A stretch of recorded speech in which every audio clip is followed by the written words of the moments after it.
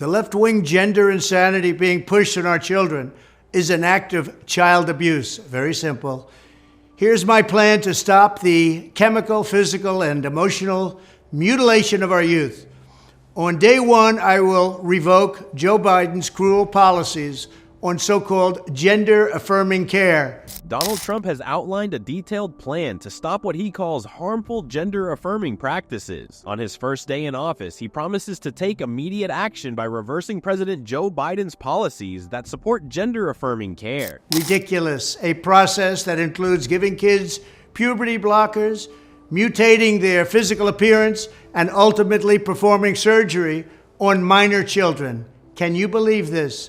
I will sign a new executive order instructing every federal agency to cease all programs that promote the concept of sex and gender transition at any age. He believes these policies are harmful to children and should be ended right away. Trump also plans to direct all federal agencies to stop any programs that promote the idea of gender transitions, saying that such practices should not be supported by the government at any level. I will then ask Congress to permanently stop federal taxpayer dollars from being used to promote or pay for these procedures and pass a law prohibiting child sexual mutilation in all 50 states. It'll go very quickly.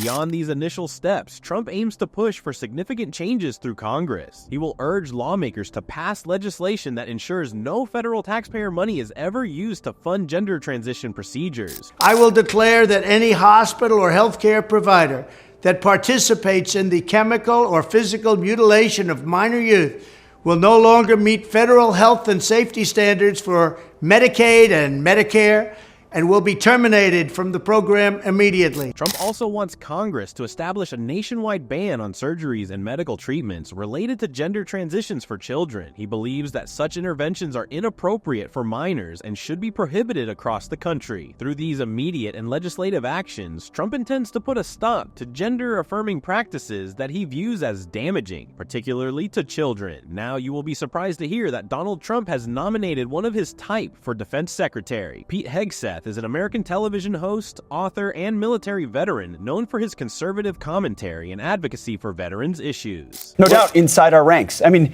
it's one thing to have DEI inside your corporation or inside your university. It's a whole other thing to have it inside the 101st Airborne. You can move to a different state if you want to go to a different school or if you want a different tax rate.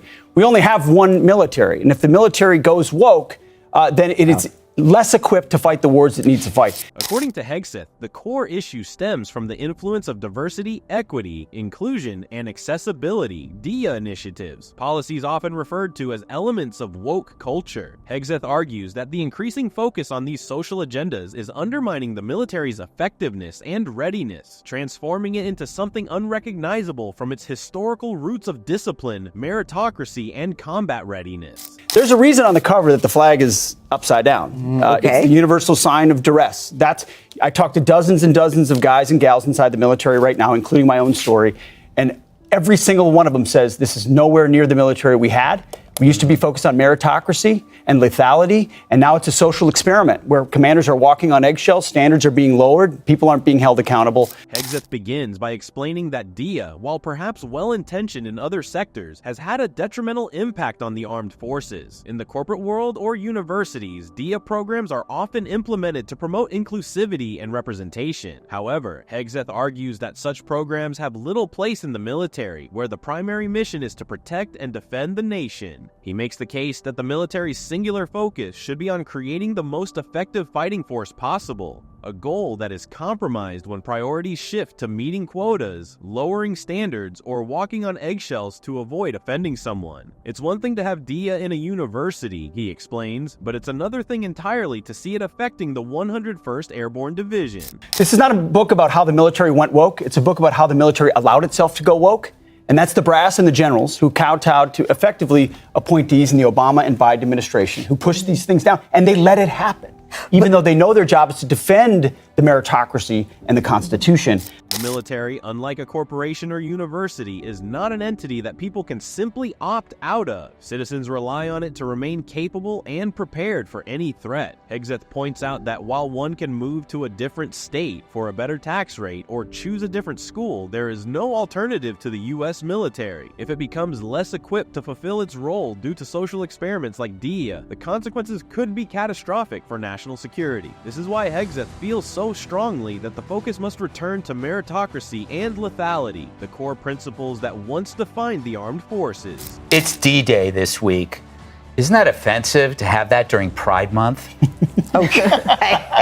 I think we should change that, Greg. Yes, Well, let's get on that. Although it's amazing to watch every branch of the military put out pride statements. In fact, Southcom Yes. just put one out. I Big know. one, long Wow. one. You know what they did for Memorial Day? Like 3 sentences. Wow. Yeah, but what are they going to do when the bullets start flying? In addition to these structural concerns, Hegseth critiques what he sees as symbolic but telling examples of cultural shifts within the military. He points out the military's extensive Pride Month celebrations, which he contrasts sharply with its relatively muted recognition of Memorial Day. According to Hegseth, Pride Month statements from military branches are often elaborate, filled with colorful messaging and overt displays of solidarity with the LGBTQ+ community. In comparison, Memorial Day, meant to honor those who have died in service to the nation, receives only a few sentences of acknowledgement. Thanks for watching. What are your thoughts on Trump's potential nomination of Pete Hegseth for Defense Secretary? Do you think it's a smart move or a controversial choice? Let us know in the comments below. We'd love to hear from you. If you enjoyed this video, don't forget to give it a thumbs up and subscribe to the channel for more updates on politics and current events. Make sure to hit the notification bell so you never miss out on our latest content.